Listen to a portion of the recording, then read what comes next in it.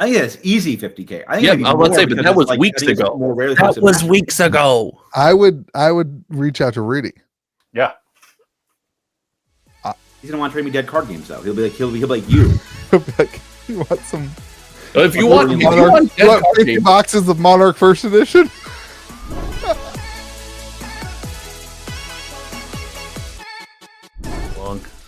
Let's go. I agree. Should be number one. You just like the zoo. MetaZoo, number one. What's that? Number two. Roll it, baby. You're recording. Notice MetaZoo didn't make the list. Whoa. Welcome to MetaZoo, be with you, America's most data-driven TCG podcast. We might not be right about our numbers, but we talk about them. I'm, of course, joined by the number maestro himself, the master of TCGs, the owner of TCG Player-ish, Josh. I would never see either of you again if I owned TCG Player based on this numbers and this math. At least we know that if Josh ever makes it, he's going to leave us behind.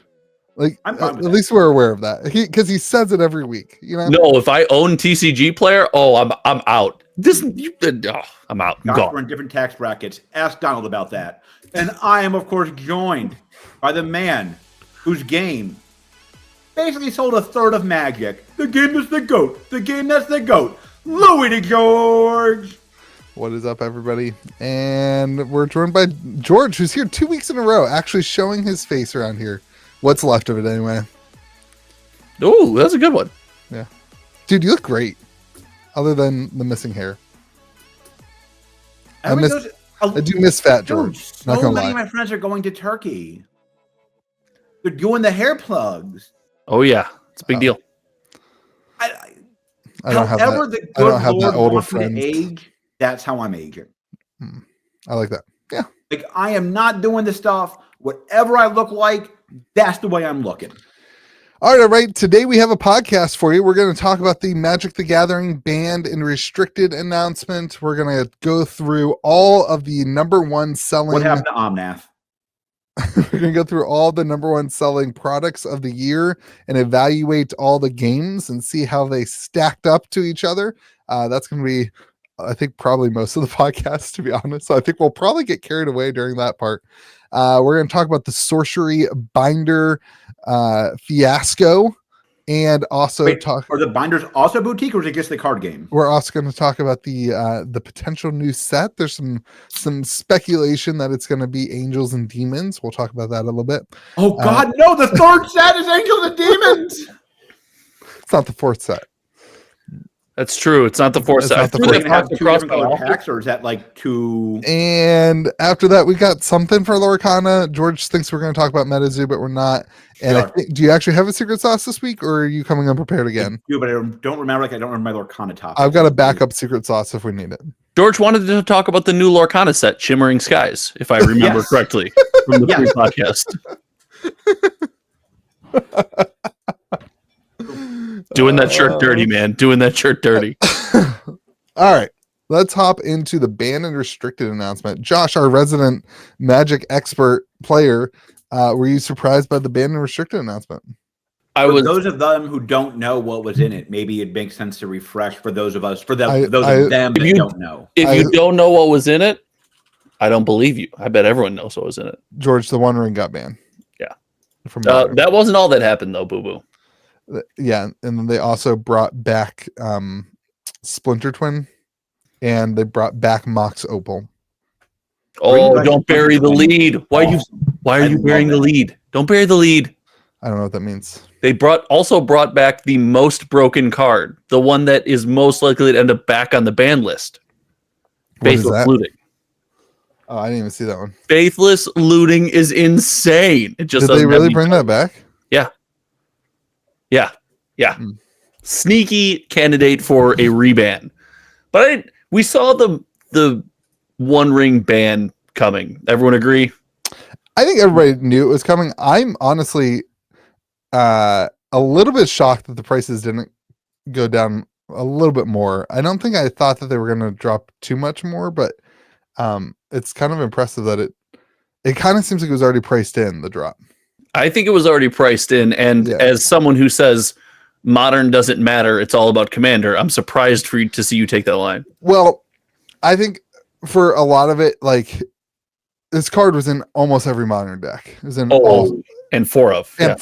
And so like the initial shockwave, I thought, and I don't think like if you were going to put a One Ring in your commander deck, if it's $65, you're not buying it at $50, right? Like you're saying if you weren't buying it at 65, you're not buying it at 50. Yeah. So like I thought it would have a little bit more of an impact than it's having. But I'm not sad about it. It was funny to see people get their first lesson in sealed product values not being tied necessarily to the cards in the box. When everyone's like, oh, here it goes. Lord of the Rings going to tank now. Oh, yeah. Well, the card didn't take. It went from, it went from $63 to $50. Over the course of the year, it's gone down. I think it would topped out at close to like 80 or 90 for the base copy. Yeah. And the product value. So the base copy for this card, for the record, George, is the bundle card. Yeah. Do you remember when the Lord of the Rings bundles came out and I said on this podcast, there is no way a card in a bundle will ever be worth more than $5. It has never happened. It will never happen again. It's printed to oblivion. It will never be more than the One Ring was like $20 at the time. We all remember. Yeah. Now it's like after the banning $43. Yeah. Still. Why do you think that's the case? It does seem weird to me. Because it's literally a auto include in every single commander deck. It's since it's an artifact, it can be played in literally everything, and it's extremely powerful. Yeah. There's no reason. There's really not a reason not to include it other than like not wanting to have one in every deck, which that's why I think that's boring. But it's just a good card. It draws you cards, so it's like literally usable in every deck, and gives you a turn cycle. Yeah. So turn it comes down, you get protection. It's the ban's less exciting. I was surprised. Amped Raptor. I knew they were going to ban something out of Boros Energy. That deck is like you played two things. You played something One Ring driven, or you played Boros Energy, which I believe also played the One Ring. So to see Amped Raptor get hit, I was happy with, because they're doing such long ban cycles. If they didn't hit something in that deck, it was going to be way too powerful for way too long. For sure. So I've heard from quite a few people this kind of something along this phrase of we can finally brew again in Modern. They're excited to like try different decks and bring back what's the green card? Goblin. No, that'd be red. There's a green card, Green Sun Zenith, that shot way up. What deck's that running? Amulet Titan, baby. Yeah, like that kind of archetype. Druid Titan. So like I forget the name of the druid that's also a land.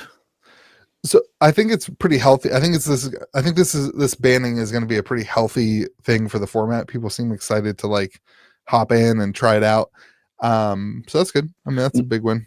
Modern's most popular personalities and content creators had actually mostly made the move to Standard, which was not on my bingo card. They were like, hey, Modern is in a rough spot. We're playing all this Standard. We're really liking it. When this fired, several of them did 24-hour live streams, 3 videos a day, my 10 new brews after the ban. Like the energy it's palpable. You can feel it. It's really cool.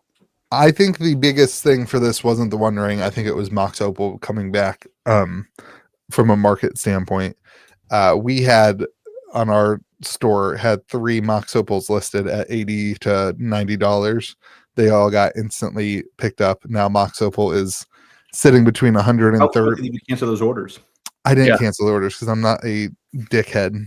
I hate those stores. TCG player or no? I am banned from TCG player.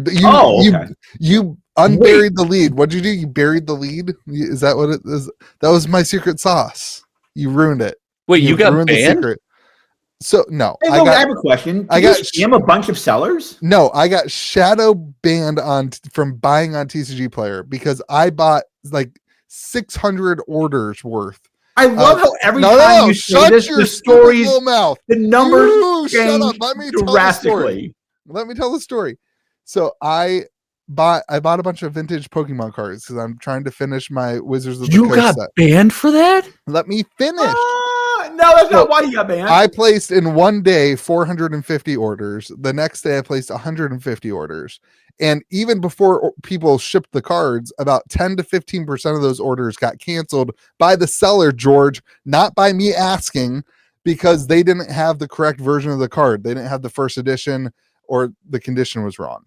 Then after that, about this. Yeah, then after that, I received cards, and like one order I received. One order I ordered 3 first edition Jungle Hollows. One of them was I ordered near mint for everything. One of them was like MP. One of them was LP, which is subjective. That one, like the LP one, you could have been subjective. I'll give the seller that one. The third one was not English, had blue Sharpie all over all the sides of it, and was completely beat up. Here we go. So just from like my messages, and also the sellers already canceling orders, they put me on this like shadow ban thing. How many orders of yours total got canceled? I bet you sellers, without me asking, That wasn't my question. I'm sorry. canceled 50 to 60 orders. Yeah, see, I can't figure out why you're banned. It's not my fault that the sellers don't know anything. How many did you? I probably reached out to 20 to 30 of the 500. There we go. That's 5%, bro. 5% is a big number, bro. Yeah, it's not my fault. They don't know what they're doing. If I order, here it is. If I order a first edition, the Louis to George story. If I order a first edition card, I should get a first edition card, not unlimited. He's correct on this. Now, if you're doing the thing that you suggested that some people, when it comes to Pokemon, might do, you don't do this. So you suggested some. You nitpick everything, and you're like everything that does. I'm not. But if you got Japanese cards when you ordered English cards, if you got second edition cards, unlimited cards, you order first edition, that's cancelable. If you got cards with marker on them, you should be able to cancel that. Also, like I'm kind when I send the emails. I always send the cards back. Like, what do you want me to do? And so like, they didn't even like ban me. They just, what they've done. So then I still been ordering things because I'm like finishing these sets, and I'm like every night. I'm also doing my Arthurian Legends one for sorcery. I'm trying to spend some money before the end of the year. So I'm on there, and I made like another order of like 100 orders, and then the next day I used my store credit that I got from the TCG from all your canceled orders. Yeah. No, the store credit I got from the TCG player sale, the 10%, whatever. So the next day I go to buy, and I see that I still have store credit. I'm like, what the heck? And so of course I try to use it.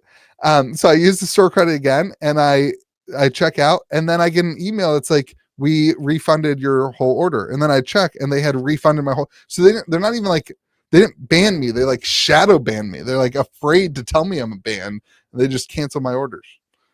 It's very frustrating. Something about this is fishy. Yeah.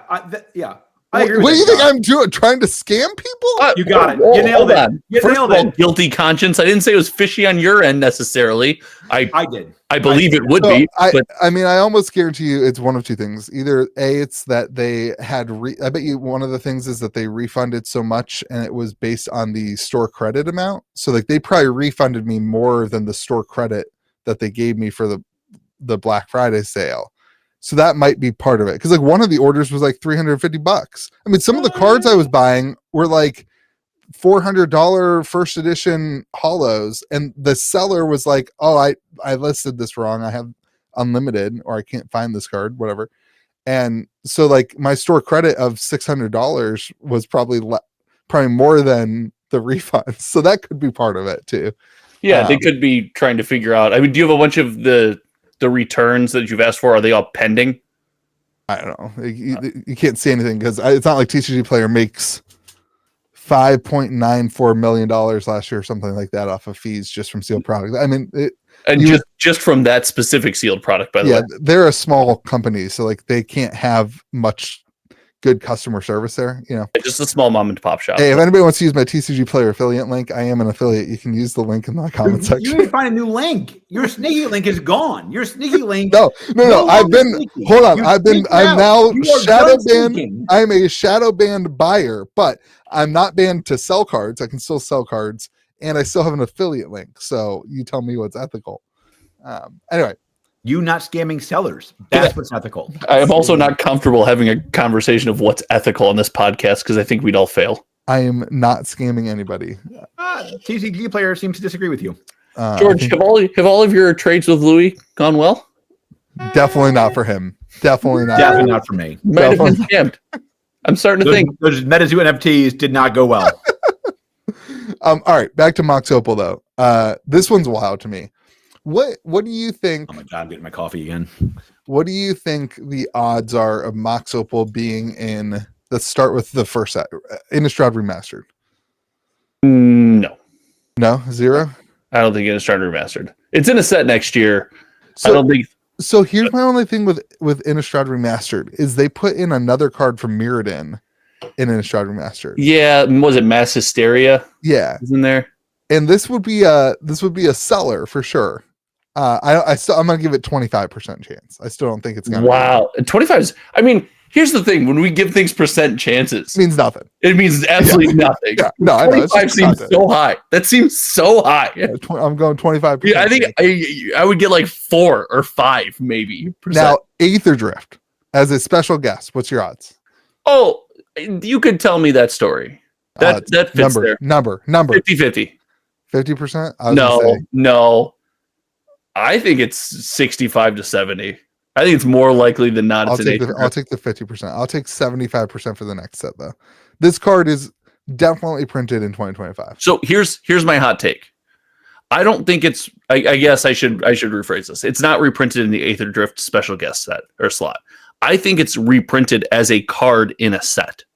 I don't think it's just a special guest. Really? You don't think boys it's a ready Mana for it? Crypt type thing? What? You don't think it's going to be Mana Crypt type thing where it's like a really cool foil A version with different Because variants? the Mana Crypt reprint didn't really move the price of Mana Crypt. Yeah, but then they can say they reprinted it. I think it's super. I think it's a super healthy. way Also, to do George, do you remember our conversation earlier today? Yes, How right was I? you have nailed it. Okay, it. What did you guys bet on against me? nothing. This will be reprinted one of two ways. You ready? So Holding on. This will be a Final Fantasy card or a Secret Lair. It was already recently a secret layer, I think. Yeah. Was it really? yeah, it was in the Dan Fraser. Yeah. That Dan Fraser secret layer looking like a better and better buy every single day. What the hell's Dan Yeah. Fraser? It's an artist. It's a sorcery style secret layer. It's a great buy right now that you can buy the secret layer for $140 and the Mox Opal is $180. Wait, why don't you? Yeah. How many have you bought? Oh, you can't buy any because you're banned. I'm sorry.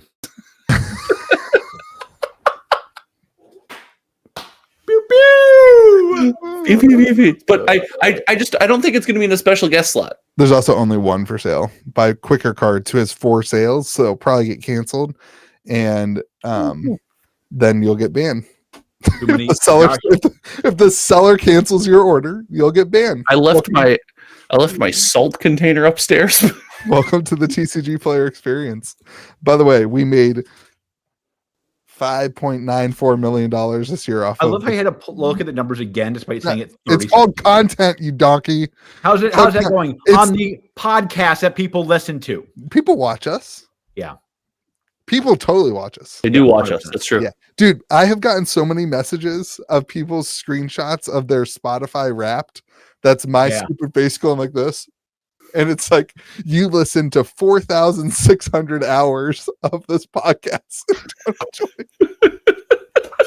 No, hold on. Can you, How does that make you why feel? do they listen to us? How does that make you feel knowing you spent at least that much time making this podcast? That was my first thought. Oh, That's- accurate. Oh man. Yeah. I think it's great. I enjoy time with you guys. I know every podcast, Josh, you have to think about, are you coming back next week or not? But Well, I mean, listen, you were in my shoes, you do the same thing. I rather enjoy the conversations we have. Yeah, it's the only time I get to talk to you anymore. Should I sell my masterpiece Mox Opal? Yeah. You still have masterpiece cards? What are you doing? God, do y'all remember Masterpiece Theater? Don't you remember? Wizards completely tanked the value of those, reprinted those, they're worthless and nobody wants them. That was the FUD. Yeah, they're $600 all time high right now. Oh, that FUD didn't. I think the that FUD Kaladesh didn't go Inventions, well. the Kaladesh and they still have it written as Kaladesh Inventions. Oh, buy them out. Reserve list. TCG player needs to ban themselves, I guess. Don't you remember when that was the whole thing? When you were so mad about how they invalidated those treatments with, what was it, March of the Machine, and reused them? It's gonna ruin the value of the Kaladesh, or the one playing in invocations, and now they're at all-time highs. Like, yeah. I should sell mine. I have one. Yeah, you probably should. I don't think they're gonna stay at all-time highs. The Mox Opal, I think we'll see a reprint that's just like Mana Crypt. It'll be in one of those sets as a special guest with I have lurk on a topic. Super flashy variant, like 4 different super flashy variants. That'd be my take. I don't know. I think I think it's more than special guest. I think we're gonna get it in a main set. It can't be in a standard set. You can't. Yeah, it would have to be in a card on standard standard, set, right? Yeah. All right. I have a different topic that I want to talk about that's more important than any of this. All right, let's do it. Do you guys have the Apple Intelligence thing yet? No. No. But I am. What is going on with you guys? I am 70% through the Steve Jobs book, and I have to tell you, Steve Jobs would be so disappointed in current Apple. So I would have agreed with you until I got the you can make your own emoji thing on Apple Intelligence. Yeah. Steve Jobs is rolling over. I have done nothing but I want you to know. Seems like a cremated guy. Yeah. That is the best thing Apple has ever done is make your own emojis. Donald put something in chat. I put a picture of a mouse riding a goat. That's us. That's the Gorkana riding him. It's amazing.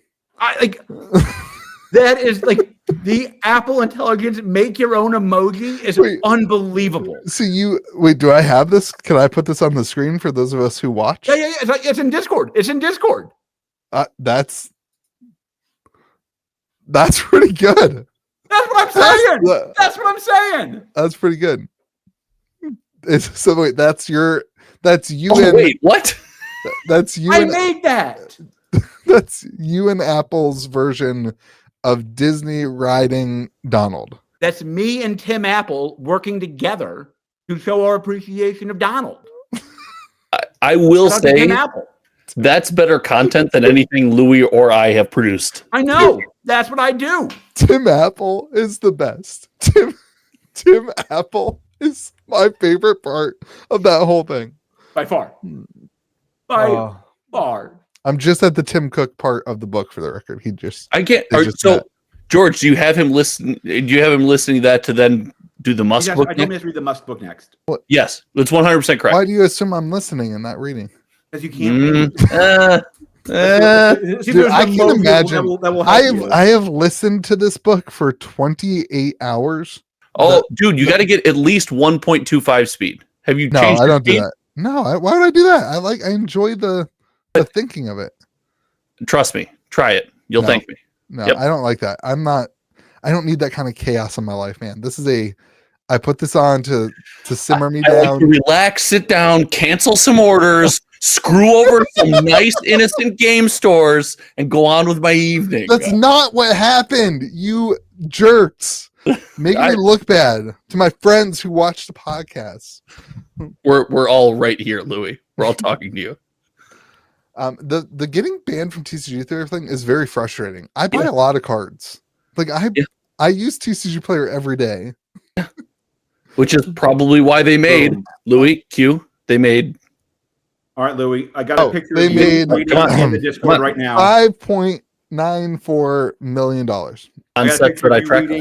In the Discord right now. No, that doesn't look anything like me. And I appreciate that I'm reading. I appreciate that I'm reading the Bible, though. That makes me look holy. I also not the Bible. First of all, that's definitely a Bible. That's definitely a Bible. Yeah. I think it's a hymnal. Yeah. Hymnal. I don't think it's a hymnal. I don't even know what's happening. I don't have to know what's happening right now. My brother brought me a present. It's a little Game Boy. Dude, which one is it? No, that one sucks. Yeah, he said he got it on AliExpress for $30. You gotta get the analog pocket. No, This is awesome. George, I got you one of these. Can I have it? This is your present. It's right here. I was setting it up. Remember when I texted you?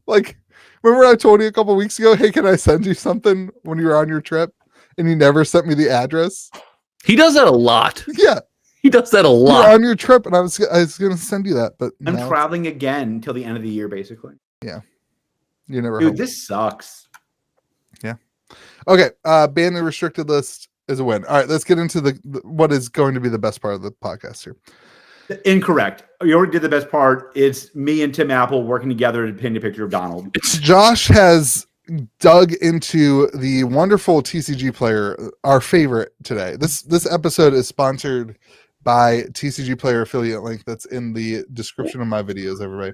This is my Josh, can I ask you a question? Yes. Do you have an affiliate link that Luis is commandeering right now? no, but I will say I am going to plug my channel because this is my biggest project of the year. This is what the whole point of tracking data for the whole year was. How can people support you and this hard work that you do? They can go to youtube.com/hometowntcg, watch the videos, and if you want to, join the channel membership.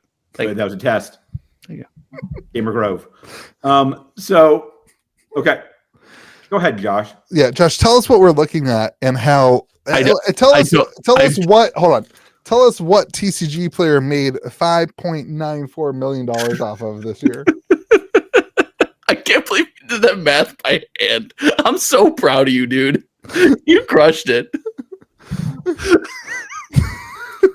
I don't know which tab you're looking at. What I've done is I did all of the product sales, all of the sales by game, all of the best-selling sets, the best-selling products from each set, and gave these two bozos a whole behind-the-scenes look at the information that I see to make content for the end of the year, and there were some shockers. This is the top 330 products sold of the year. This is are you looking at the all spreadsheet? The one that says all. Mhm. Yeah, so that's every product that we tracked that sold in 2024. So the top 330 products. Yep, so if you sold one product, you're on this list. Okay. And surprise, surprise, the best-selling product of the year. If you were going to buy a single box of all the possible boxes you bought, Louis DeGeorge, Scarlet Violet Booster Bombadil. I got it right, everybody. 151. That's the easiest layup of the year. Yeah, that is by 151. total boxes sold. Which Not by nobody non- cares about in the history of the universe. Hey, I care about it just to say I was right, and Josh was on my side. He even set it up for me. I think it's meaningful. It's also meaningful it sold the most boxes because it started out as a $5 product. I put a picture of TCG player in the Discord, by the way, Louis. Continue, Josh. Is it poop?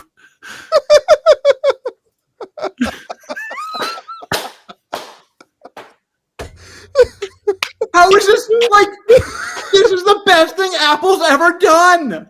If you are only listening to this podcast, you're doing it wrong today, everybody. You're doing it wrong. I'm basically doing a picture book of this podcast live.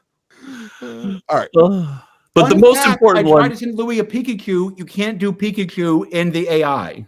Second one is Lorcana. What was it? No. Gokana? Hold on. No, Louis, that's not the second one. We just learned that the number of boxes sold doesn't matter. That's correct. So it's not the second I one. agree with that for the record. I like being right though, so I'd like to be right and still agree with that. All right, I'd like to have my cake and eat it too. We'll give you 30 seconds. Of what? Being right? You're wasting your time. You're squandering this. It's over. The most money spent, however, was on set of the year, recent ban target for Amped Raptor Modern Horizons 3 play booster boxes. Yeah, Did not see that coming. that one's interesting to me. That's a lot of money God. spent on play booster amazing. boxes. We might have gotten the play box wrong. This is how I view you talking about Pokemon. Hold on. God, this What is- did we get wrong about the play box? I don't get this. This one's not funny. It's a Pikachu hat. It's as close as I can get. It's- audience, you don't deserve crappy humor like that. That's not a good one. That was a bad. great one. We're trying too hard now. It The other was two were funny. good.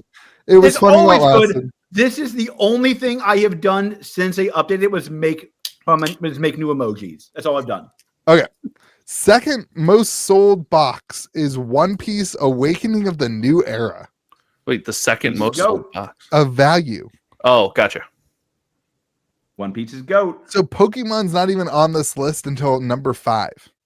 Surging Sparks Booster Box. And then hold on, what is the product? It's the most recent set because people buy Pokemon when it pumps. Yeah. Well, this isn't it. This is Pokemon's super interesting. Yeah. I don't want to say it, but a lot of the Pokemon sales happen off of TCG Play. Why do you think there's more Pokemon sales off TCG Player than Magic sales off TCG Player? I think that's true. I think there's more Pokemon sales off TCG Player than there are Magic. Percentage. I wouldn't know where to start with that.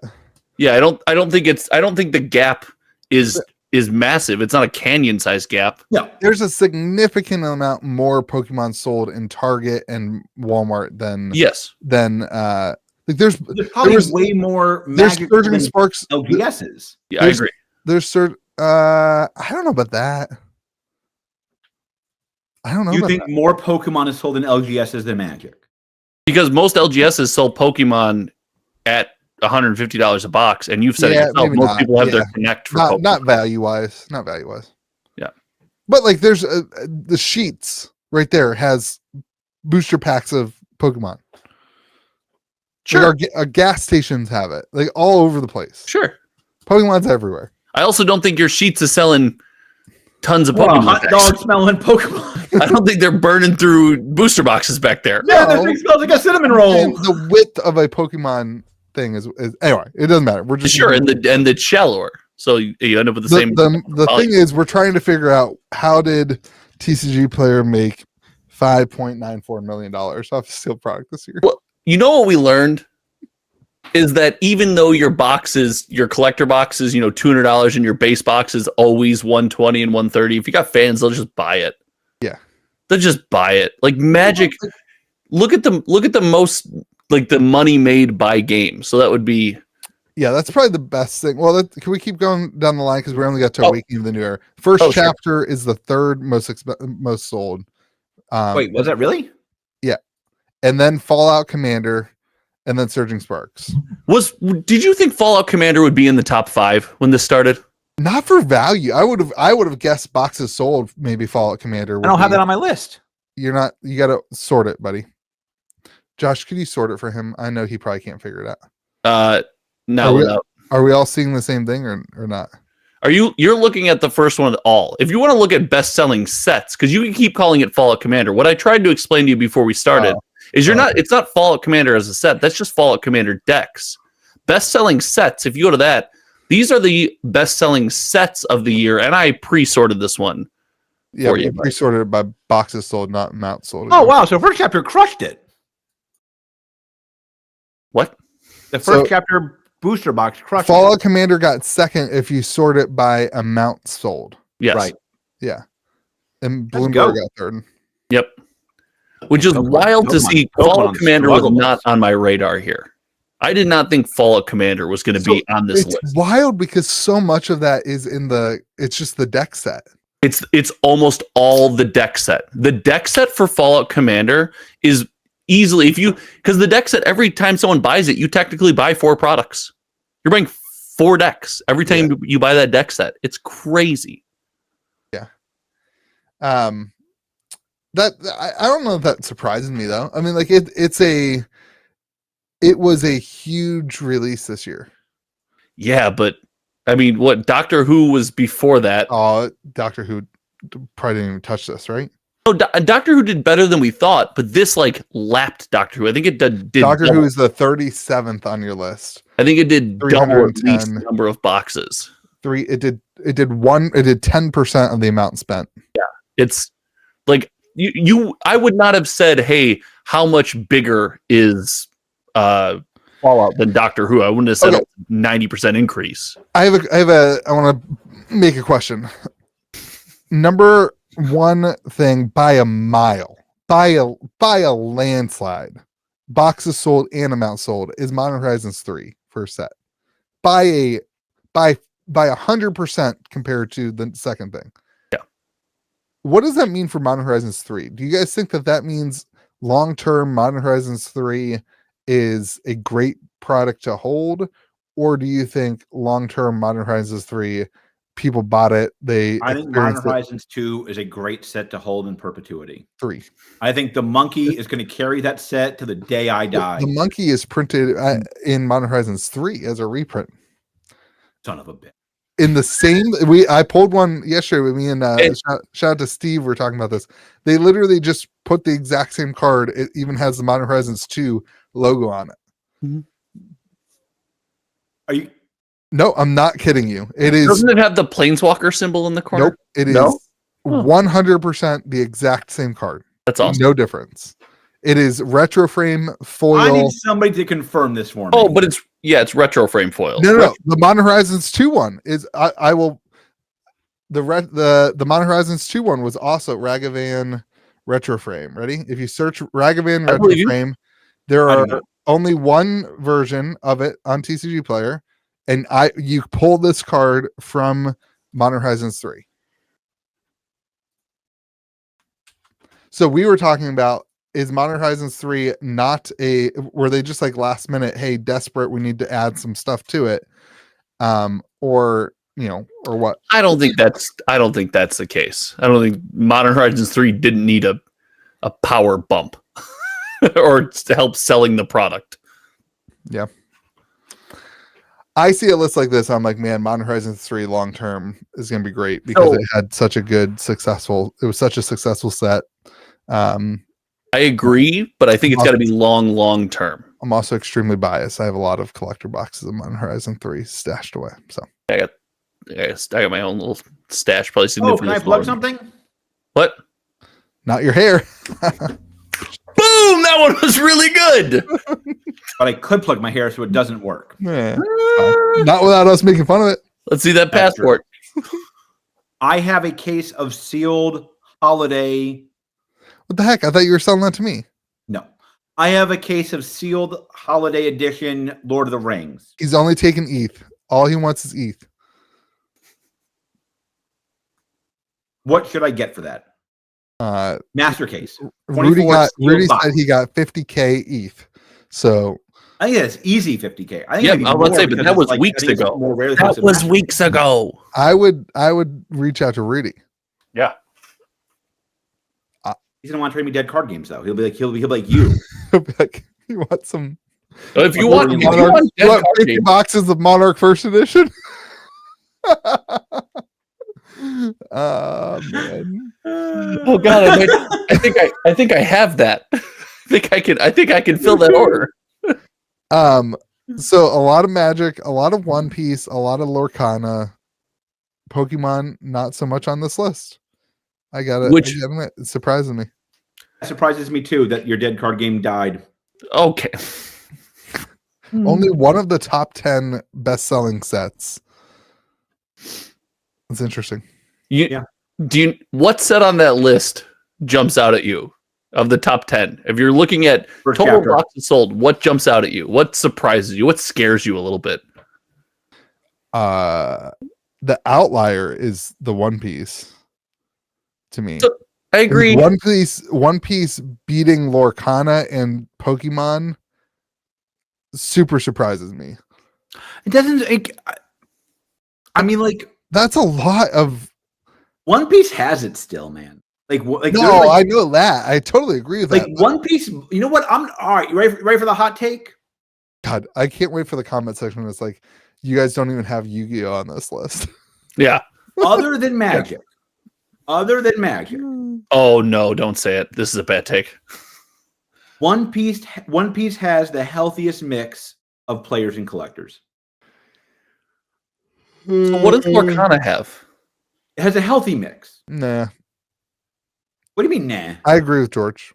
No, what makes Lorcana's mix is mostly players, right? But what makes Lorcana the GOAT then? If it what the divvy, Josh, the Lorcana is a GOAT. It's a Piece divvy IP joke. sucks compared to Disney IP. You just don't think too much about it. Just okay. All right, my bad. You're overthinking George's statement. My bad. Right there, baby. That's right on me. there. One One Piece. I do agree with you that One Piece, like the players want to collect and the collectors want to play. That's a pretty It is the only game other than Magic that I can think of that does that. Like, I think Lorcana has players and collectors, but they don't mix as much. I don't think Magic has that much collectors. So this is where you're wrong. This is 100% where you're wrong. Me? Because people buying blingy cards or shiny cardboard or foiling out their decks is a form of collecting that I don't think you recognize. That's right. Yeah. And I think like Commander really helps that. 100%. Commander really helps that. Everybody is buying special treatments of some type for their Commander deck. That's collecting, baby. Magic has figured out how to turn collecting into a gameplay with Commander. Yes. That's fair. That's fair. I'm wrong. You're right. Well, even past Commander, you've got people at RCQs that show off $25,000 modern decks on Twitter because they're insane. I think that's RCQs are crazy. Like, people bling out decks in all formats. That's the type of collecting. Yeah, that's good. What else surprising me? I mean, it doesn't surprise me that Star Wars is best-selling sets. Go to the best-selling sets tab and tell me what in that top 10 highlighted Murders at Karlov Manor. I saw you highlighted. I know. I was trying to that doesn't give you a layup. I mean, like, that's the lowest selling Magic set, isn't it? No. There's I mean, Foundations. Lost Caverns didn't come out this year. Nope. And Foundations just came out at the end of the year. Yeah, so sets released this year. Murders is the least selling set. And still cracked the top 10. Yeah, Magic's huge. So, wait. I thought Pokemon was just as big. Did anybody smell burnt I toast? told you at the beginning of this, I'm surprised at how low Pokemon is. Pokemon's Magic's worst set. Where is sorcery? Pokemon, no, we'll get to the indie TCGs in a minute. The indie TCG when we compare sales by game, we will talk about the indie TCGs. The very bottom of the best-selling sets list, it's consistent. It's all fab. It's consistent. Is that true? Yeah. That's other than March. Oh my God, it is. It's other consistent. than March of the Machine Aftermath. Hey, Aftermath is a viable product. And Shrouded Fable. It's Oh my God, it is all fab. Aftermath came out in 2023 though. So yeah, these are just residual sales through the year. When did Rosetta come out? A couple months ago. Yeah. Okay. All right. Are we moving on to sales by game? Dude, that's crazy. I'm down. That surprises me. All right, I gotta resort your thing here. Short sheets. Wait, sales by game. There's a tab for sales by game. I know, but you had it. You didn't have it sorted. I just sorted it. Make sure it sorts everything, not just the column you select. Sheets is weird. No, I did. Yeah. Okay. So Magic total spend 26 million. Boom! Pokemon. God, I chose right. I'm not doing the boom. So good. Pokemon so 8.4. Lorcana 6.7. One Piece 3.9. Star Wars Unlimited almost made it to the fourth most popular TCG. We were so close. I was so close to getting it right. We were right there. I was right there. You want to bet it won't be close next year? I was right there. No. You'll be. Oh, that's a good question. Where is Star Wars next year on this list? Not on the list. Not on this list. I don't think Star Wars is in a place next year where Josh feels like he needs to track it. Well, it's automated. That's the whole reason for the automation. Star Wars Unlimited. Twilight of the Republic sold way more boxes than I thought it did, or thought it would, because it was so cheap. A lot of that Star Wars is Spark of the Rebellion. Half of that Star Wars is just Spark of the Rebellion, which, if you remember, the game was pumping.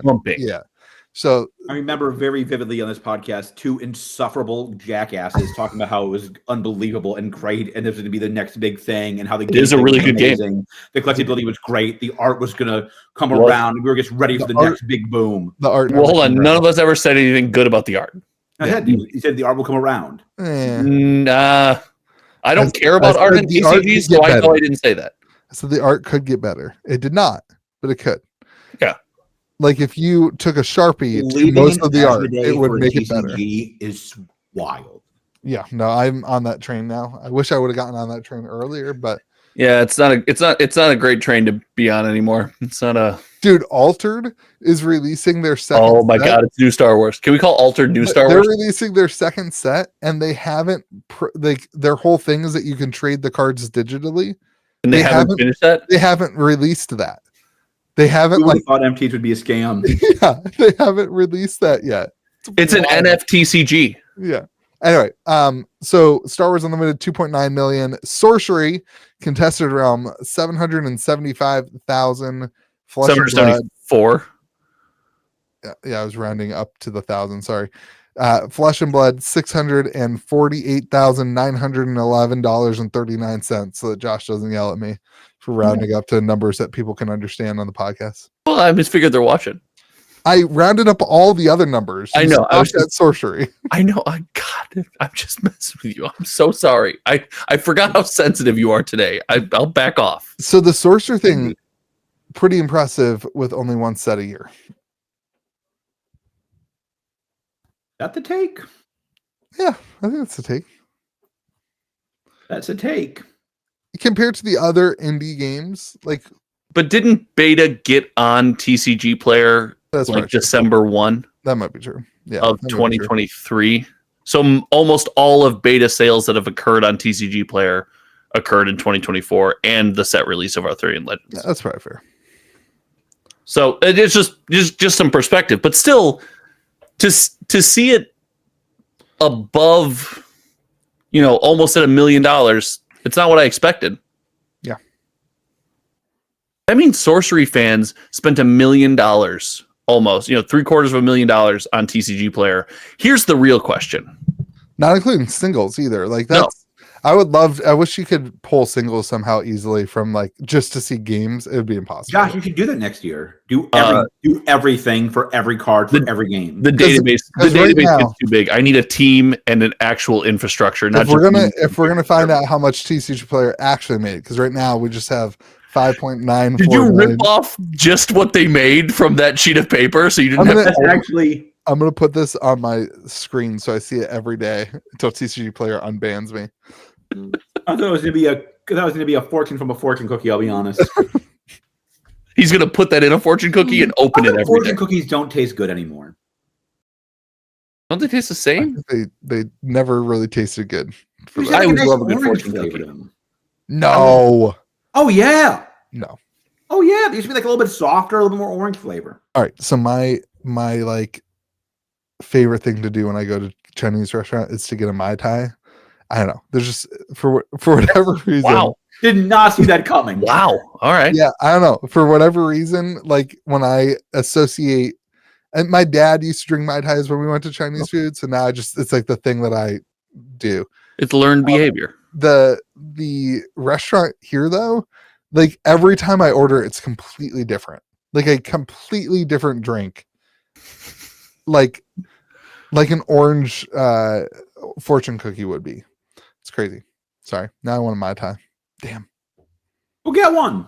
I don't know what it's supposed to taste like because it's different every time. Have you ever considered ordering a Mai Tai from somewhere else? No, where else would I? There's one. There's not options for Chinese food in West Virginia, buddy. You got one place. That's it. Fair enough. It's delicious. I can't believe you're not coming to MagicCon just to go for dinner again. Yeah. Why are you going to MagicCon? Well, he hates his friend Josh. Yeah. Go with Josh. Go with Josh. I'm going. I'm excited. No, there's a couple guys from my shop going. I'm legitimate. Oh, tell them to stop by. We'll play games. I'm sure Nick would love to. They'll steal my commander deck again because I'm convinced. Guys, if you stole Josh's commander deck, please bring him back to him. Sticky Fingers West Virginia took my, and I think it was Louis. I don't want to blame anyone else in West Virginia. I think it was Louis. I think he traded it for soup or for Bitcoin. No, I think in 10 years he's going to mail it back to me and be like, this was the best decade-long prank ever. We did go down the rabbit trail of like, there's probably a bag somewhere in this house that I haven't unpacked yet. It's just I like slid in the bag, yeah. That would not surprise me at all in my pile of crap laying around the house. I hope you find it one day because that would be funny. I build one commander deck and it disappears for 10 years. Very, very interesting data and a lot to think about. My whole video series for the rest of the year on all these games. That's it. That's all we're doing. Importantly, Josh, I have a question. I have an answer. Your data here. Sure. It's not my data. It's CCG players' data. Yeah, but you said it. You said like you have Magic all the way to Brothers War, but you don't have the Pokemon sets back that far. So we weren't tracking Pokemon at that time. It's only the sets that we've tracked. So Pokemon, just like Brothers War, that Pokemon set from that year would have sold 800 boxes. You know? Say that again? Wait, this doesn't just go by year? No, like you've got These are all the sales that occurred in the year. These are not just the sets that released this year. Right, but my point is your total here for $26 million from Magic includes Brothers War, which came out. Yeah, Brothers War. Yep. What year did Brothers War come out? 2022, end of December. But it doesn't include Astral Radiance for Pokemon. Nope.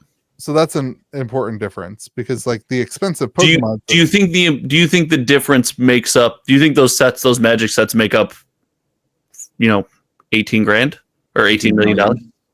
I don't know. I'm just. Saying. I know that we don't know that. There's been we do know that. I'm asking you to guess. Astral Radiance has sold 146 boxes in the last 6 months. Multiply that by 2. That's 300 multiplied by $185. It's 54 grand for one of the sets. I mean, wow, you keep going, then you look at $18 million, Louis. Keep going, buddy. So I'm on to 1K. The reason I didn't think it was important is because it becomes negligible as TCGs work. You don't sell many sets even months after your release, let alone years. Yeah. I mean, you just Pokemon's a little different than that. You just did the math on a Pokemon set. that just happened. That's fine. Okay. Question.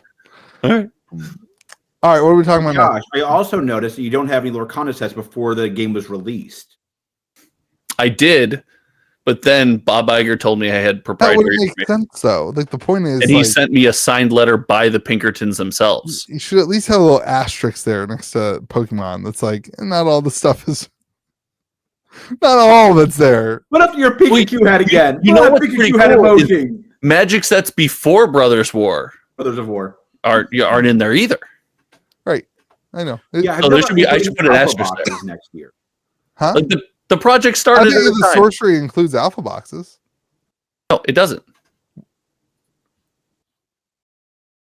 Oh, if that's true, then sorcery lapped the other ND. Yeah. Wait, your sorcery doesn't include alpha boxes? I don't understand this. We talked about this. I asked you if I should include alpha boxes, and you said people who are buying alpha aren't buying it on TCG Player. You're fine just starting with beta. I asked you before I started the goddamn project. 100% hear this. I can 100% hear this. I asked you for Pokemon what products to track if I should be tracking the individual packs. You never asked me what you should track for Magic, though. So no, because I know Magic. There's only been 15. Because I know Magic better than you, so I wasn't worried about that. Oh, gotcha. Let's see if I can find Louis in a sorcery hat in an emoji form. You in a wizard hat would be a cool emoji. All right. Speaking of sorcery, that's not it. That's Donald. That's me reading a book. That's TCG Player, and that's me in a Pokemon hat. Where's my sorcery? There it is. It's there. I like the sorcery, Louis. Where's the sorcery? Where's sorcery? I like that you're using the magnifying glass to pick apart our otherwise reasonable takes. He's looking for the sales. How come nobody's buying this? That's not true. People are buying sorcery. Why did my hair get Josh length? My hair gradually gets longer in all. Apple knows what he's doing, baby. my hair. That is how I envision every sorcery player looking. I'll be honest with you. I have like the world's most dad-looking haircut ever in the first one, and then all of a sudden I turn into Wild Man Josh with a wizard's hat. I have beautiful hair. You take that back. It's the only thing I have. I also by far have. Where's my goatee? If you're gonna make fun of me, you have to make fun of my goatee. Yeah, the mustache and not having a goatee. Tim Apple does. I just feed in the info. Tim Apple decides the rest. All right, sorcery. Sorcery. Your boutique card game, Louis. Best-selling indie TCG of the year according to TCG Player. The best-selling indie TCG of the year according to TCG Player. Do we really trust TCG Player though, guys? They did ban me for nothing. They do have good taste. They are banning scammers actively. That's true. Wait, hold on. Is Star Wars Unlimited an indie TCG? No. Oh. It's a dead TCG. It's Cryptic. Yeah. I said that. Indie TCG. Wait, why didn't you track Cryptic? I asked you about that too. We lived in a time and space where I legitimately asked that question, and I am more glad than ever that you said no. I am so sad you didn't crack Cryptic. That'd be amazing. $14.28. Okay. You tried to convince me to add MetaZoo to the project. MetaZoo was still around when I started this. I am so glad I didn't do that. I don't understand why you don't just track everything on TCG Player. Because you don't understand databases. Can't be. It's got to be like copy and paste. Yep, nailed it. I've got to know what the real number is so I can replace this. I wanted to give you the low end because I couldn't stand the hurt you'd go through if you had the actual number. Singles. Yeah. I love MetaZoo. I love that anytime or alpha boxes. If you talk indie TCG product, any indie TCG, as soon as you put up any kind of, hey, this many boxes sold on TCG Player, everyone's like, you don't understand the singles, but you do it with real games. Everyone's like, okay, this is fine.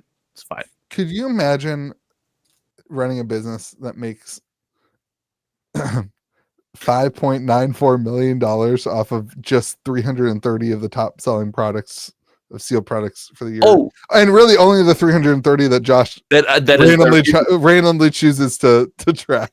Yeah, that I ask indie TCG experts. Can you imagine making $5.94 million a year and then charging indie TCGs $20,000 to get themselves listed on your platform? You know, all your talkback makes me realize I knew that I should have gone to the art collector for advice about which sorcery boxes to track. Do it, baby. Do it. I knew that. He'll love it. I have no comment about whoever that is. Do it. He would give you great advice. Probably significantly better advice than mine. Do you think I could track painting sales? I'm sure you could. You could try. All right. So sorcery sold binders. Is there an emoji for secrets? See what Apple says about this. Why do you have those framed? What are they? What do you mean? Because sorcery is about the art, and this is sweet art. This is cool. What's wrong with this? Hold on. Why do you have a problem with my shirt? I don't.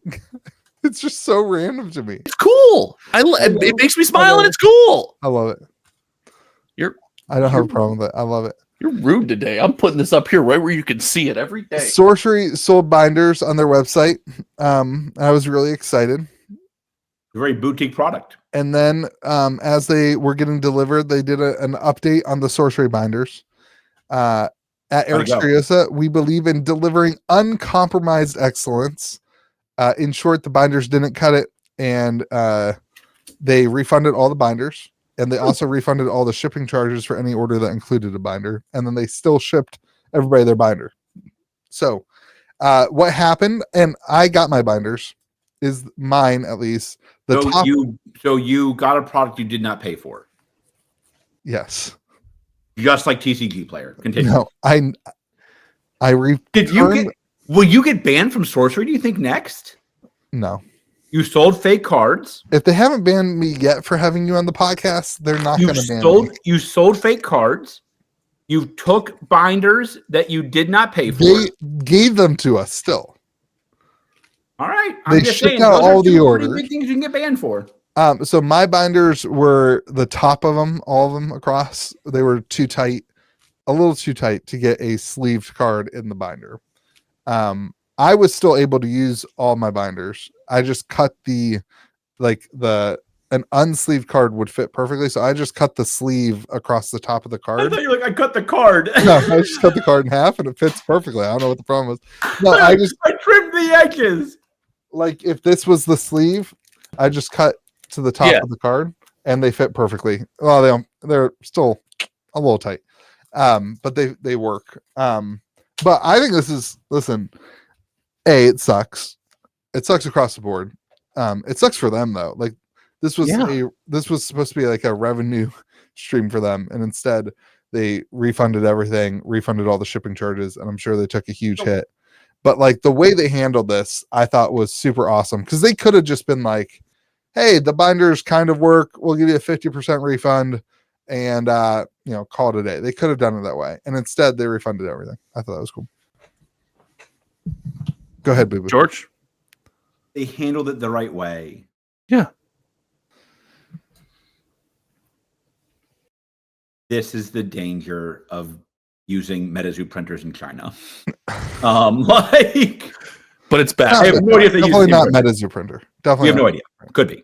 Well, the MetaZoo card is significantly different. As somebody who has I'm talking about like I'm talking about the accoutrement, the binders and stuff. Oh, maybe. As somebody who I has have no idea. I'm like all joking aside, I said this from the get-go. I think they set themselves up for failure by saying it's a boutique card game and printing in China.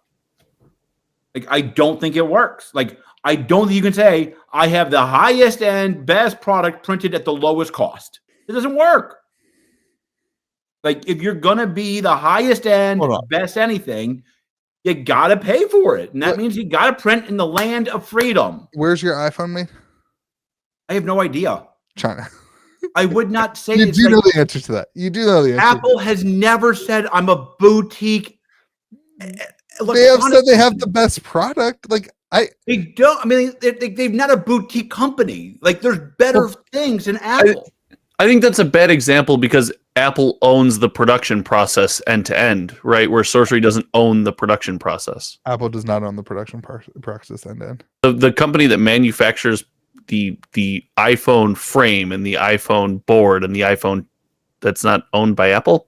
It wasn't last time I knew about it. That would be. I would assume either. God, can we just hold on? Can we all take a second and miss George Fatfinger looking 100%. things up like this? It's way better when George was going like this. 100%. But so a lot of them are now made in India.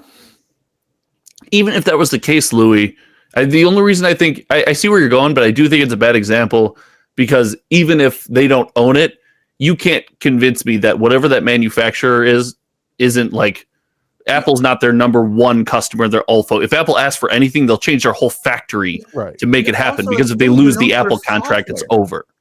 They're known for their software, which is mainly coded in the land of freedom. Apple is known for their software. Yeah, like that's what makes the iPhone the iPhone. It's not the phone, it's the software, it's the iOS. They're known for their connection between software and hardware. That's what they're known for, if anything. The connection between the software is made in the land of freedom. This is a wild conversation to be listening to you both just miss so hard. What is Apple known for then? They're known for how well the product integrates with somebody out of the box.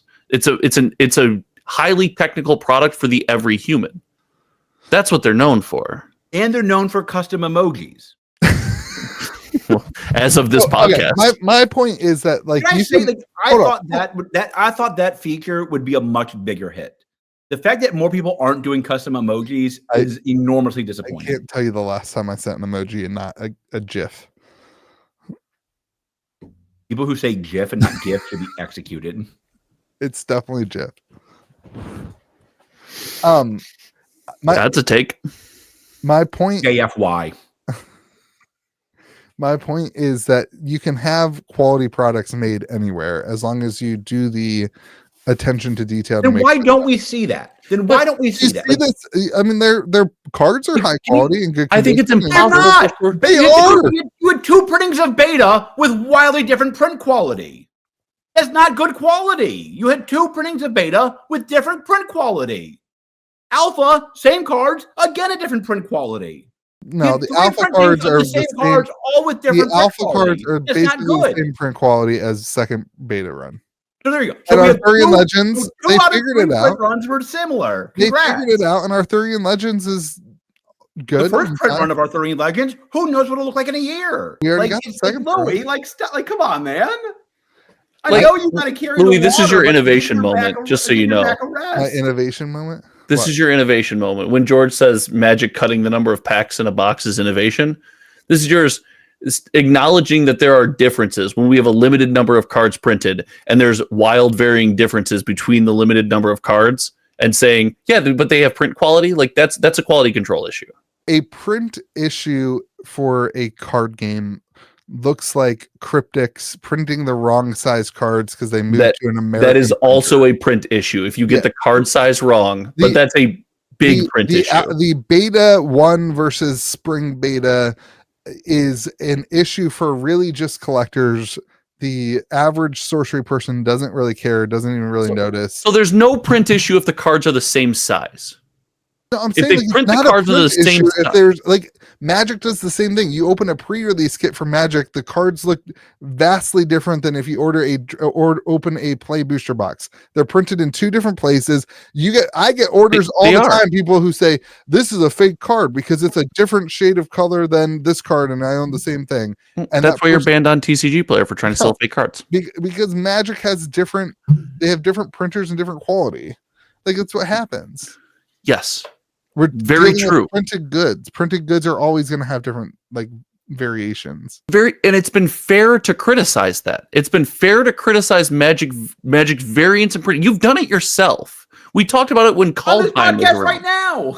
We talked about it when Kaldheim was around because all of Kaldheim cards for some reason felt like trash. I don't know what it was about the set, but every card in that set felt like trash. We talked about it. It was fair to criticize. On Kaldheim, we weren't a podcast when Kaldheim was out. No, you and I were just friends. We talked about these things. Yes, we were.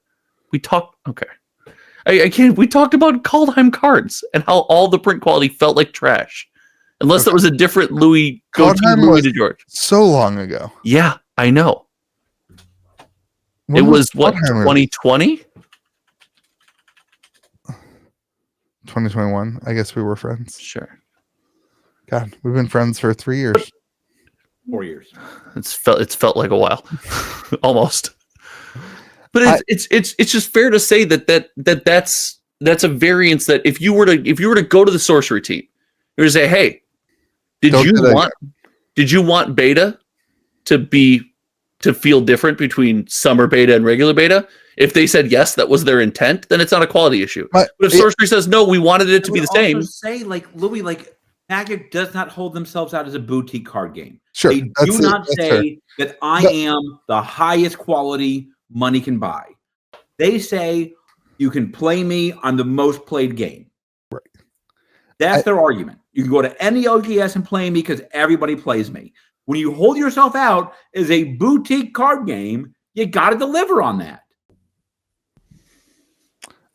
I think that there's a lot of other factors other than the one print difference between. I agree. Let's talk about the binders. What we're talking about right now. But like the phrase boutique card game encapsulates the hand painted art that you see on the cards, encapsulates the raised foils that you see on the cards, encapsulates a quality printed box that has embossed text. Arthurian Legends box is nuts. Beautiful. Like there's a lot of other factors that make it.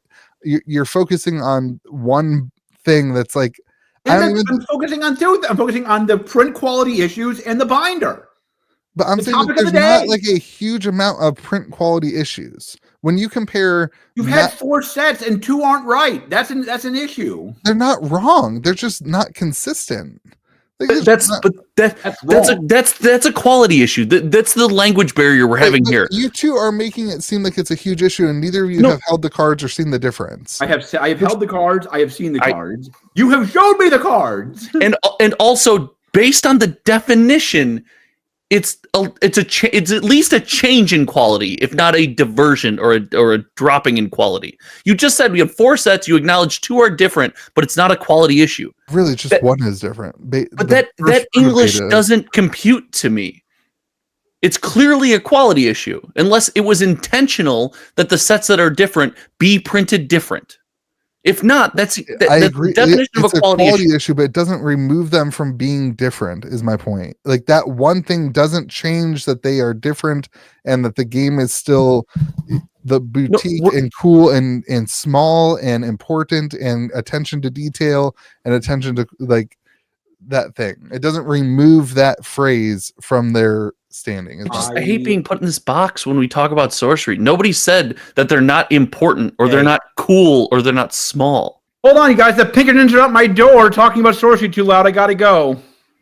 Bye, George. Time and it'll be right there. George got the Angels and Demons set early. Yep. Bye, everybody. Bye, George. All right, love y'all. But my point is that they are still like doing things differently, and I think the phrase that George brings up, boutique, he uses as a negative when they make mistakes, but the mistakes aren't the only thing that define them and aren't the only thing that exist. That's why I don't even use the word boutique when we talk about it. I talk about I dodge that as much as possible because I think that can be weaponized, right? If you put yourself in the lane of you're a boutique card game, then anything that you do that isn't perfect, which is going to happen for any small company, new company, and just a company that prints physical cards, you're going to miss cuts, things are going to happen, right? I think that's unfair to be like, hey, you're judged solely against this. Part of your judgment is against that because that's what you said. But there is a changing of quality. There's a concern of quality. And is it because these things are made in the place that they're made? Is it because they're made, there's a certain team leading that effort? Yeah, I mean the binder one's kind of wild. Like at some point they had to have tested the binder. I don't know. I don't know if it's like, you don't have to, you say that, but you don't have to have tested that. I would assume that they opened the binders and put some cards in it to see this is works or this doesn't. But maybe we used to assume a game play tested their cards. Yeah. But you know how easy it is though to like the manufacturer ships you something, you open it and it works and it's great. And then like somebody slips and hits a button and it moves the stitcher up one, thing. And then now the whole line of it is it's F. I think and they're also producing on a small scale, right? So instead of these binders, they produced 4 samples, 10 samples, 50 samples, whatever the sorcery team got as samples. And like you said, it's likely those samples were right. But it's so easy to have variance when you produce 2,000 binders versus 200,000. Well, and I think one of the problems that sorcery runs into is that they are trying to do things like these binders are better than your average binder. I'm not sure if you know this, but the sorcery beta set doesn't fit in a gamegenic binder. A gamegenic binder holds 360 cards. A sorcery beta set is over 400 cards.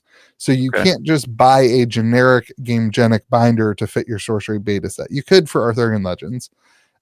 So their binders are made to hold over, I don't remember exactly how many it is, but over 400 cards, which is unique. They're the only binder on the market that's made to be that big.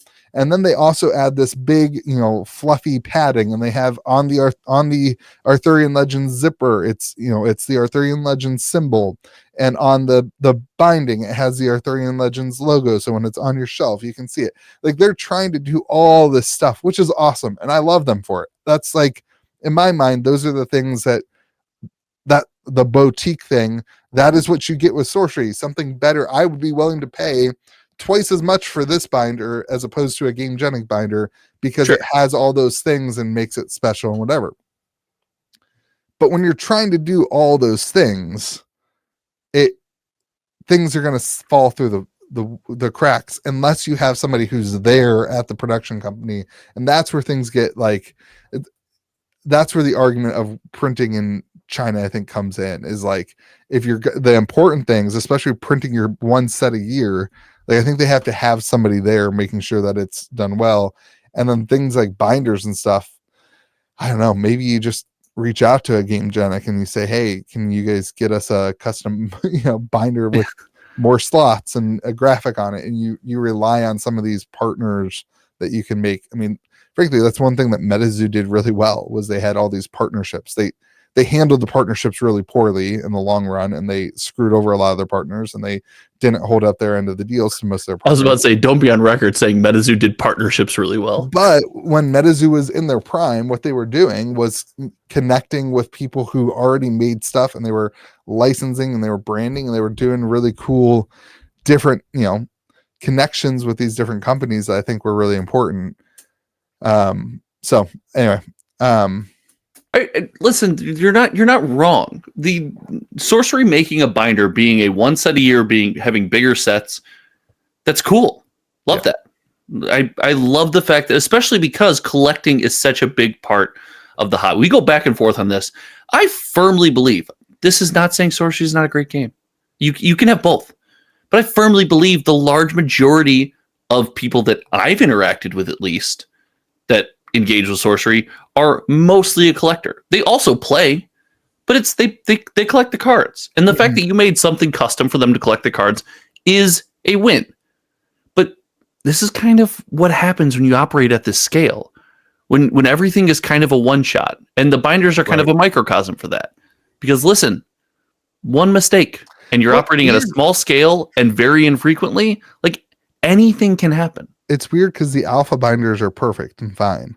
It's not weird. That's variance. We talk. Yeah. This is the quality control discussion that we just had that makes me so upset. It's not weird because we have literally seen this happen. Yeah, it's not weird anymore. A lot of people are talking about Heaven and Hell being the new set, which I think is super interesting. Angels and demons. Don't get artwork floating around. Somebody sent me some. Like demonetized for saying Heaven and Hell. I have no idea. I'm just. I don't know why that get demonetized. I don't know. I said "God damn it" earlier, so I think I already screwed you. Sorry. Some phrases of Dante's Inferno, I think, was brought up. That art for that set would be insane. Yeah. Can you imagine? Okay, all right. Here's the question. Here, let's take it out of the realm of serious into the realm of fun. Okay. It is a Heaven and Hell set. Well, let's just make that assumption right now. Okay. Is Rudy's promo card a demon booby card or an angel booby card? I don't know. No. You gotta take a line. Pick a side. Probably demon booby card. I think he's getting the angel booby card. There you go. I think he's getting the angel booby card. These were shared at Sorcery Con. Some of the art. I don't know if I don't think I shared it with you. I'm sorry. Wait, is that wow? That's sick. Yeah, that's beautiful. I don't think it's. I think it's like test art. Here, I'm gonna send it to you. Where are you? There you go. Is it in? Oh, yeah. Let's go. That's where it belongs. Yeah. I don't know. This would be a sweet playmat. Yeah, it's exciting to see. Like, this is where I wish that. I know they keep everything close to the chest, but I wish that they would do more like teasers for the stuff, even if it's a year down the road. Like, tease out more stuff weekly about the next stuff coming. Give us more of the behind the scenes of the stuff that's in process. I think that gets people excited and it keeps them that like connection going. I know you're going to say that's the problem with one set a year, but that's why it's even more important to do. I'm not saying it's a problem with one set a year. It's just hard to do when, like, the reason you've told me like, hey, you can only make one set a year, right? Is because all these things take so long to produce, right? Mm-hmm. And as things come in about the next set, so you're the sorcery team, and as you finish this piece of art, we've designed this card, and it's a year-long process, right? You don't want to just take everything as you get it and release it to the public. You want your release strategy to be like a hype build. It's not just like anything I have, show something off. Right. So you don't necessarily, if the process truly is, it takes us long, it's got to be hard to be getting piecemeal things and working on things that take so long. And then also, what do we tease and when, like building that strategy? Because then certain things have to be done early, right? Certain things have to meet early road marks for teasers. Right. That's fair. So, they're saying they have 7 sets planned too, which is kind of cool. Isn't that the same number? Oh, don't say that. I just had like flashbacks of being in the trenches. Is that really the statement? That's the statement. No way. Yeah. Buddy. And then we get the Dragon Lord set too. So lots of exciting things. I think at the end of the day with the binders, they handled it the right way. And like, that's the thing I wanted to focus on. You and George were fighting. I didn't get to say anything. So I want to touch on that. That's the worst way to handle it for them as a company. Right. And the best way for their community. Yeah. Like if they were just like, hey, this wasn't what we wanted to be. Here's all of your money back. No questions asked. Just like, and then you said you got yours. Did everyone get theirs? I think so. I think anybody who based on the email, my assumption is that they had already shipped them out, and it was when people started receiving them that they learned there was issues, and then I'm sure they just pulled them from the site. That's it. And like I said, like I was still able to use the binders fine. Like I would have been like, oh, that sucks. I have to cut the tops of my sleeves. That's But if annoying. you go penny sleeves and you just bend it back, you just give I was like, fold that's action. annoying. Or you could just use perfect fits. It would work perfect with perfect Oh, fits. I don't do perfect that. fit my foils because I'm not a heathen. Yeah, absolutely. You don't belong in the Angels and Demons set. Yeah. So no, we nitpick. We nitpick on this podcast and we go back and forth because, like, again, you gotta find something to talk about, especially with some of the stuff we love. But that's 100% the response I would expect from that team. They nailed it. That's awesome. yeah. All right, Lorcana. Did we ever get a topic from George? We did not. Oh, first Lorcana challenge event for 2025 was announced for February in Australia. That's from Donald. Oh, it's from Donald? Okay. Yeah. We'll just throw the picture of Donald back up there for everybody. There you go. That's our Lorcana. Let's Lorcana in 2024. We had our reservations. I was more excited for Lorcana than you were, but we both had our reservations about Ravensburger. How did 2024 go for Lorcana in your eyes? Don't look at my data. Don't look at my data. The data. Don't look at my data. No, don't look at my data. My data doesn't mean anything. The data remember does. that. I mean, like our community for Lorcana is super active. People love it. I think like the hype is dying in terms of people opening product. I think that's one thing that Lorcana will run into is like most of the players or most of the people now are like, I'm gonna buy singles. I might open one box. They've got their decks, like, I mean, I think like the excitement is certainly down, but the core player base is there, and that's proven by Ursa's return and selling 4,000 boxes, Floodborne selling 4,000 boxes, Inklands, selling. I don't understand how Inklands is twice as many, to be honest. But, well, Inklands remember, it was really hype and more affordable. Oh, yeah, so it was the first riding. It was like, right, yeah. And it was riding off that hype, and it never spiked in price. Yeah.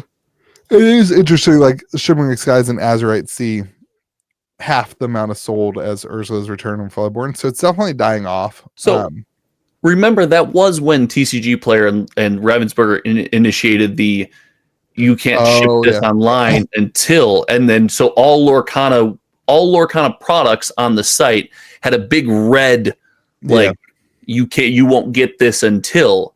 And I'm sure that deters. And that's where you're starting to see it, like with Pokemon, where a lot of sales happen outside of the TCG player bubble. Well, there's no way to know what percentage that is, though. Like, it's just not possible. It's a vast majority. A vast majority of all sales of card games occur outside of the TCG player platform. Yeah, it's just the thing the TCG player platform gives you is a comparison of a game to itself to the same audience over time, right? Like that's the value there. What I think for Lorcana is I think Ravensburger has an opportunity to learn the lesson of, hey, you're a Disney IP, you're a fun game, you're in Walmart, you're in Target, you still have to control how much product you print. Pokemon went through some wild times where Pokemon said, I can do what I can print as many as I want all the time, and there's nothing can hurt me. And it quickly turned out that it can. Ravensburger's got an opportunity to learn this lesson, right? You have to get this under control eventually, and with a new TCG, you don't have the benefit of a Pokemon or Magic where you can be like, I'll get this under control eventually. In the meantime, you're gonna buy it. You will lose people and it will be meaningful. I do think they have to find a new way to continue to engage collectors. And I liked Azurite Sea for that because things started to look unique. Enchanteds were unique. They started to, I know other Enchanteds were kind of unique to the set. They started to really pop as like, oh, this sketch, these are unique to this set.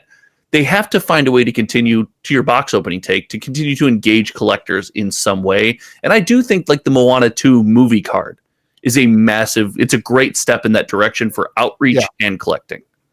I think like the model of one card per case type thing, and I know it's not guaranteed, but like the one big enchanted per case, I think they could almost add like some other alternate. I hate seeing too much alternate art thing. Like Cryptic way overdid with the alt arts, like way. Like we always talk Magic's got 9 treatments a set. You don't need that. There's a line, but like the cards are when you only pull one enchanted every 4 to 7 boxes, as somebody who opens, like, you get a little bit bored of the stuff. Yeah, like some throwing in some different variants, I think could be kind of cool.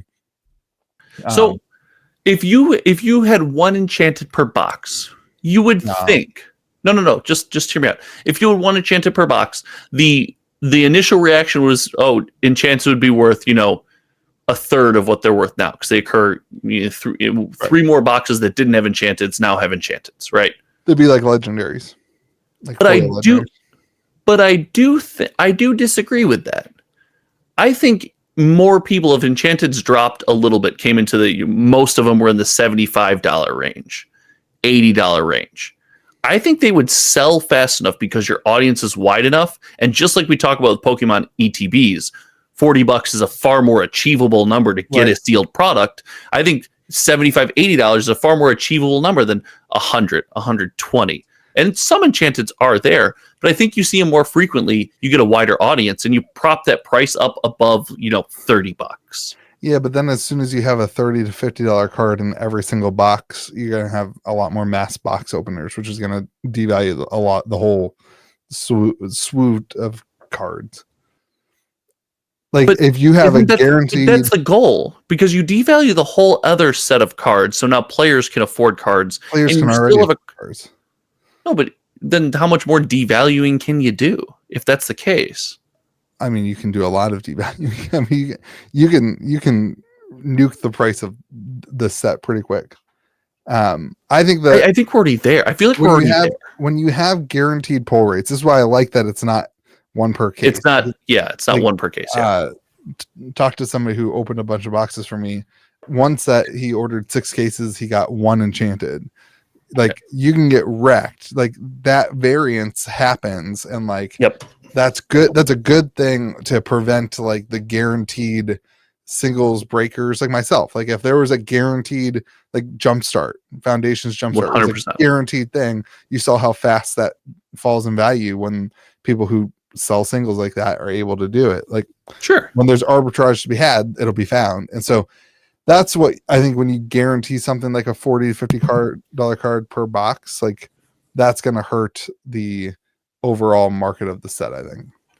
And again, I'm not saying you guarantee it, but I think if you up the pull rates of, and again, that was just throwing one in every box, was just a number to throw out because it's easy to talk about the change there. But you up the pull rates of enchanted, I don't think it decreases directly to the ratio that you up the pull rates. If they're twice as frequent, I don't think the enchanted cards are cut in half in value, because I think your audience is now wider. You could also argue though that it falls quicker, because then you lose your collectors who are like, this is too easy to get. So then they stop.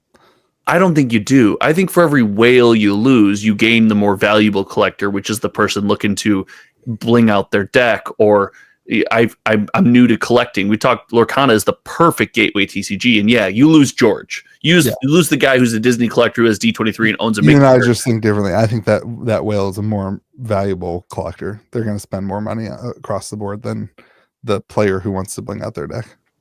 I think the guy, even if you have 10 players, the guy who is the whale, like a George in your store, is going to spend more money than the 10 most expensive players in the store. I mean, maybe, but if enchanteds are more affordable, I think your 10 goes up to now an enchanted's an option for everyone in the store. And I'm not saying it's that. And then not only that, more popular ones, your else's are still going to be $200, $300, $400, right? We're talking about enchanteds like they're all going to be $40. You'll have your $30, $40 enchanted. You'll have your $125, $200 enchanteds, right? Yeah. Based on playability, character, all that fun stuff. I just think accessibility is where Lorcana shines. And I think if they found a way to lean into that, I'm trying to find a solution that isn't more treatments, because I think more treatments is just correct. They could just print less box. I mean, like, one thing they could do is give less boxes to distribution and more boxes and move those boxes to things like their stores that are, the more impulse buy at a, Disney park and at the festivals and at that kind of stuff. Because one of the things that happens is we see this across the boards with other games.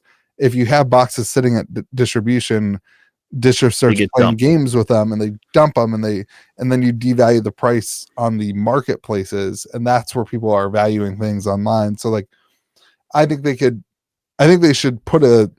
we saw this with when they added GTS and the other distros, they got like no boxes. Like I ordered 80 boxes from GTS. I think I got 2 cases or something like that. Like something completely pathetic. So I think they need to not scale back, but not grow as much boxes on those markets, and they have to find different verticals to sell their product. I think they very clearly need to scale back. Yeah. What's the farthest back Lorcana set that you couldn't order from distribution right now? Oh, I don't think there's much available. I think I can just get Azurite C right now. I don't think they have anything in stock.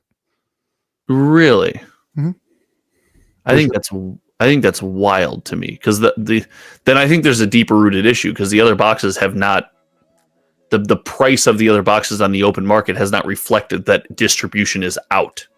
Yeah, but distribution is out is not like a permanent thing. They're just things come and go. Like, so that wasn't, my question wasn't like first edition isn't out yet. Like when they announce that first chapter is out of print, that's $1,000 box. So my point was, there are too many of these boxes still sitting at distribution. How distribution chooses to play games and leak them out there, that's another conversation for another day. I think Lorcana could do with hey, we need to print less. Our box price isn't stable. We're selling through our what I consider the TCG runtime, right? The set comes out, it's available, it's on the shelf, and then interest dwindles because the next set is coming out. Yeah, right? We're selling through a runtime, and I think stacks. Lorcana has one too many sets a year. Yeah, I mean, and that's another way to solve it. Yeah, can you hold interest? Can you prove that you can hold interest for 4 months instead of 3 months on your every set? If so, it probably behooves you to print one less set. If not, keep your 4 sets, print fewer boxes. That's what I would do with them. I would cut 1 set a year. I would go down to. Would you then 1 set a year? I think Lorcana would be 3 to 4 sets a year would be perfect. I think they're at 5. I think they're at 4, aren't they? Am I wrong? Maybe I'm wrong. I thought there were 4. It feels like there's a set every 3 months, so I guess that'd be 4. Yeah. So cut into 3 sets a year, then I think would be healthy. 3 sets a year, and then ready for this? We're playing all the hits. It's the end of the year. A PvE product. No, PvE is. You got to do it right, and no one's going to do it right. Arch Enemy's cool. PvE needs to be a LGS exclusive thing. You don't buy something. You have to go into your LGS. And nothing for Lorcana is going to be an LGS exclusive thing, my friend. I'm sorry. Then a Disney park exclusive thing. No, what? You can only do it at the Disney parks? You're more of a 1% than the guy that left this podcast. Go. What's the sauce? The sauce was the TCG player getting banned thing. Oh. Should I have gotten banned from TCG player? I'm going to say no. You told me about those orders. Yeah. I think what it is you just have a lot of cases that they would consider to be pending. No, yeah, I know. I'm not actually banned, but I'm shadow banned right now. Shadow banned. All right, everybody, go subscribe to Josh's channel, Hometown TCG, and see all of his data. And mock my sharks. You like the podcast, and go hop in my Discord server at KitchenTableTCG.com. Be kind to the people around you. May the zoo be with you. And also with you.